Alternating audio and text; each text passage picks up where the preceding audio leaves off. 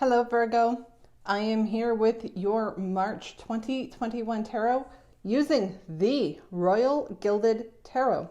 I have done an extensive pre-shuffle and now let's ask what messages that the Tarot has for Virgos for the month of March in 2021. I do apologize for not having this out a little bit sooner. I did start them a little closer to the beginning of the month. Sorry, I do require this because this device requires a microphone. And right now, this is what I've got, for lack of a better term. But I did start some of the readings on time, and then my device completely crashed and I wasn't able to record anything. It's catastrophic for me because I am a slow learner when it comes to technology.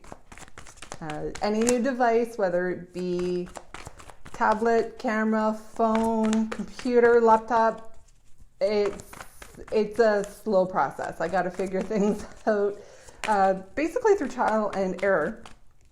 Now this month, being March 2021, there really isn't a whole lot in the cosmos that's interesting going on. We have the new moon on March 13th in the sign of Pisces. We have the sun moving into the sign of Aries on March 20th. We have the spring equinox on March 21st. And then I believe it's March 28th is the full moon. That's it. There's 0 planets in retrograde. Nice little break. I think that is very, very well deserved. Everybody needs it right now. Now you've got, Virgo, you're coming into your own energy or your own reading. My bad there. You're coming into your own reading, but you've got a lot of air energy here.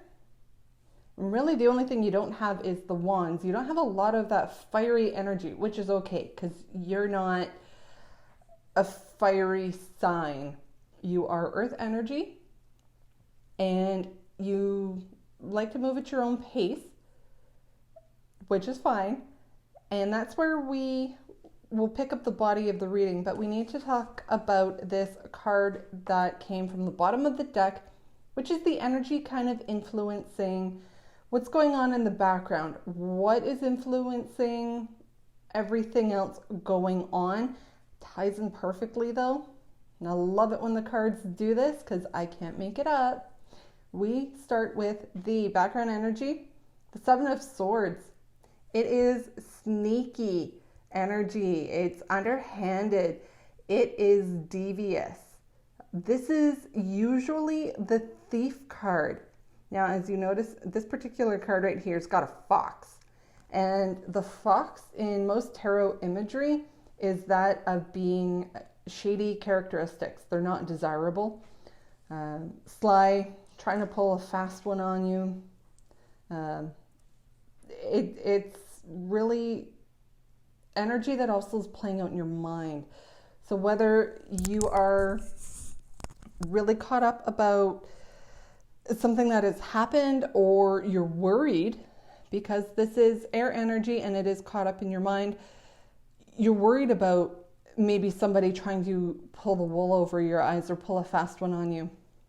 Not necessarily so. Remember how I said your own energy is very strongly coming into this reading? Well, we start off with the Ace of Pentacles, talking about a new start, a new message in your own sign, an earth sign.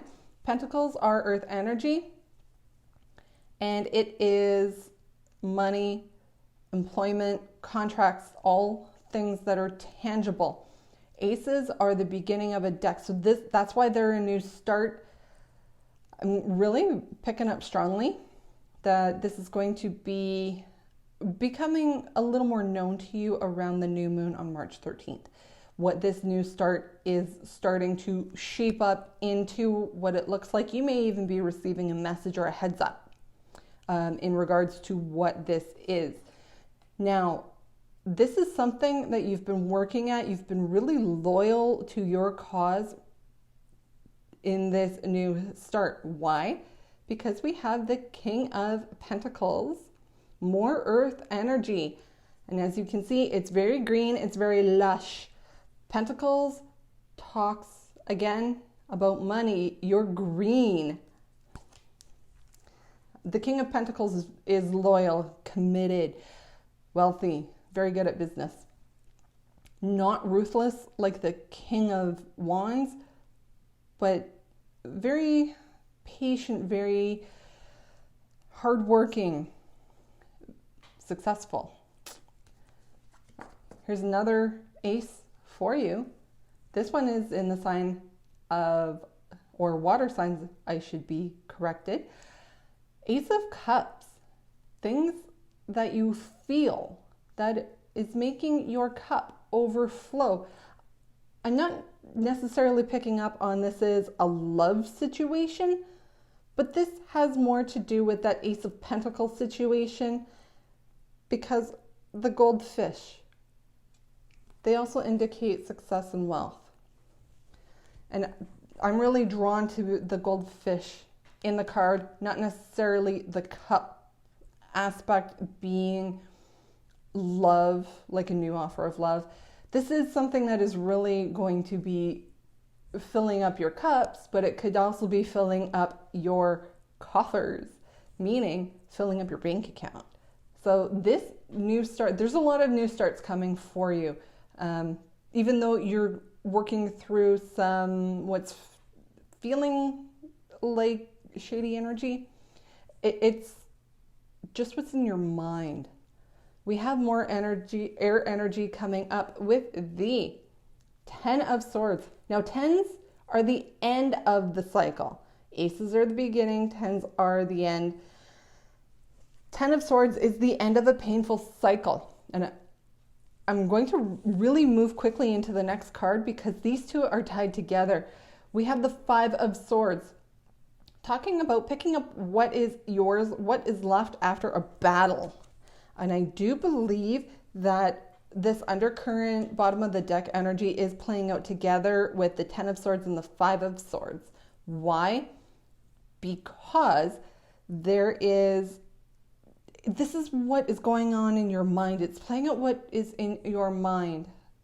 You may have been struck down in an ideal, whether it was a business, and you're worried about it failing, possibly because somebody cheated you in your last business. But you've been really loyal and committed to your cause, and you've stayed true to course. And the only major arcana card that you've got, it is technically a water sign, but there is a lot of drive, and it is a movement card. Major arcana is also heavily influenced the reading, and the Chariot card is movement, it is travel. It is using a lot of willpower and grace, but it is movement. This could indicate travel for this new opportunity in your 2 aces that you've got here, your new start, your new messages that are coming in. You may have to travel for it, travel to sign documents. This may be a position that requires you to move.